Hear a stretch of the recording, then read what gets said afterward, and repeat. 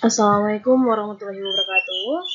Saya Saskia Trizania dengan NIM C1 Channel 1096. Pada kesempatan kali ini akan menjelaskan materi akad murabahah. Apa sih akad murabahah? Pengertian akad murabahah, kata al-murabahah diambil dari bahasa Arab dari kata al-ribu yang berarti kelebihan dan tambahan atau keuntungan. Uh, atau murabah juga berarti al-irbah karena salah satu dari dua orang yang bertransaksi memberikan keuntungan kepada yang lainnya. Sedangkan secara istilah atau bai'ul murabah adalah jual beli dengan harga awal disertai dengan tambahan keuntungan. Terdapat dua jenis akad murabah. Yang pertama itu murabah dengan pesanan. Dalam murabah jais ini, penjual melakukan pembelian barang setelah ada pesanan dari pembeli. Yang kedua, murabah tanpa pesanan. Murabah jais ini bersifat tidak mengikat, di mana pembeli langsung membeli barang dengan yang telah tersedia untuk dijual oleh si penjual. Terdapat 4 dasar syariah akad murabah. Yang pertama yaitu Al-Quran. Di dalam Al-Quran terdapat surat An-Nisa ayat 29 yang artinya, "Hai orang-orang yang beriman, janganlah kamu saling memakan harta sesamamu dengan jalan yang batil, kecuali dengan jalan perniagaan yang berlaku dengan suka sama suka di antara kamu."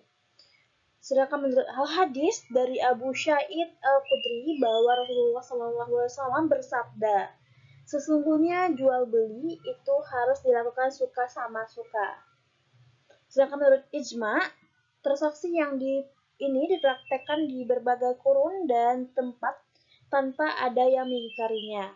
Ini berarti para ulama menyetujuinya. Sedangkan fatwa DSN, Fatwa Dewan Syariah Nasional Majelis Ulama Indonesia di nomor 04 garis miring DSN strip MUI strip 4 strip 2000 tentang murabah. Adapun perlakuan akuntansi PSA kelas 102 dalam akad murabah terhadap akuntansi untuk penjualan terdapat 4. Yang pertama itu pada saat perolehan aset murabah diakui sebagai persediaan sebesar biaya perolehan. Untuk murabah pesanan mengingat pengukuran aset murabah setelah perolehan adalah nilai sebesar biaya perolehan, dan jika terjadi penurunan nilai aset karena usang, rusak, atau kondisi lainnya sebelum diserahkan ke nasabah, penurunan nilai tersebut diakui sebagai beban dan mengurangi nilai aset. Yang ketiga, apabila terdapat diskon pada saat pembelian aset murabah, maka akan terjadi pengurangan biaya perolehan aset murabah jika terjadi sebelum akad murabah.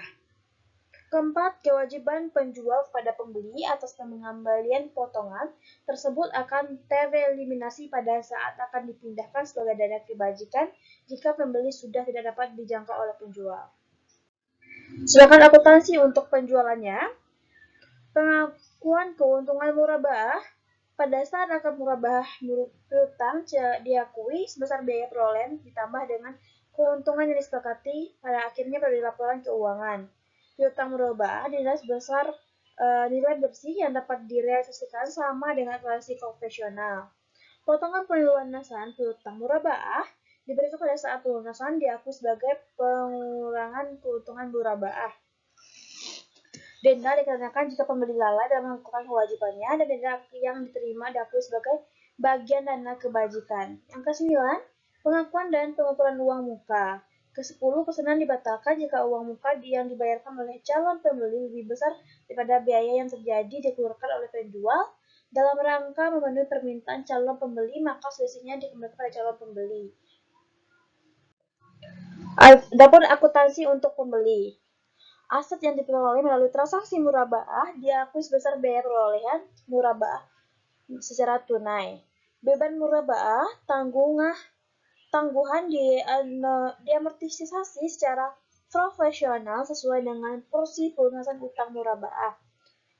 Diskon pembelian yang diterima setelah akad murabah diperlakukan sebagai pengurangan beban murabah tangguhan. Denda yang dikenakan akibat kelalaian dalam melakukan kewajiban sesuai dengan akad yang diakui sebagai kerugian.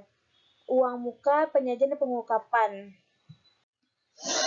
Ini ada terdapat ilustrasi kasus akad murabah. Tuan Malik berencana membeli mobil Avanza seharga 230 juta. Karena Tuan Malik tidak memiliki uang sejumlah tersebut, Tuan Malik mendatangi Bank Syariah X untuk membeli mobil yang diinginkan. Bank Syariah X kemudian memesan mobil itu dimaksud, kemudian menjualnya pada Tuan Malik dengan harga yang disepakati sebesar 250 juta. 230 juta, harga pengeluaran 20 juta, marginnya. Pembayaran dilakukan secara angsuran setiap bulan selama jangka waktu 12 bulan. Dalam pemesanan barang, Bank Syariah dapat mewakilkan atau wakalah pada pihak lain atau kepada nasabah itu sendiri. Jadi yang membeli barang adalah Tuan Ahmad, contoh di atas atas nama Bank Syariah X. Tapi transaksi barang baru boleh dilaksanakan jika barang sudah dibeli oleh nasabah. Sekian dari materi akad mudharabah. Semoga kita semua dapat ilmunya. Mohon maaf bila ada kesalahan materi yang saya janjikan atau ucapan saya ucapkan terima kasih. Assalamualaikum warahmatullahi wabarakatuh.